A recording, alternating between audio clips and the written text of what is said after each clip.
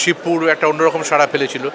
এই ছবির ক্ষেত্রেও একটা আন্ডারওয়ার্ল্ড, অন্য জগৎকে নিয়েও কাজ করে এবং আমার খুব প্রিয় অভিনেতা অভিনেত্রীরা আছে, সেই জন্য আমি এসেছি দেখতে আজকে ছবিটা। দুর্গাপুর এই যে ছবিটি, এটাতে স্বস্তিকা বিক্রম রয়েছে, আ ভেরি পাওয়ারফুল পেয়ার, যারা সত্যি খুব ভালো অভিনয় করে। এর আগে বেশ কয়েকটা ছবি আমি দেখেছি, কাজ করা হয়নি কোনোদিন, কিন্তু ওর ছবি আমার খুব ভালো লাগে।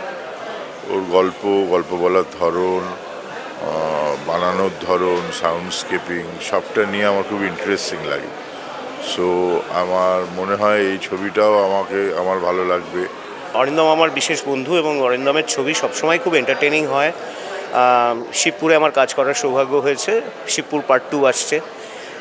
দুর্গাপুর জাংশনে আমার কাজ করার কথা ছিল, কিন্তু আনফর্চুনেটলি সেটা ক্ল্যাশ করে যায় অন্য একটি ছবির সাথে, ফলে আমি করতে পারিনি। আমার একটু অরিন্দমের একটু ডার্ক ছবি তৈরি করার একটা প্রবণতা আছে।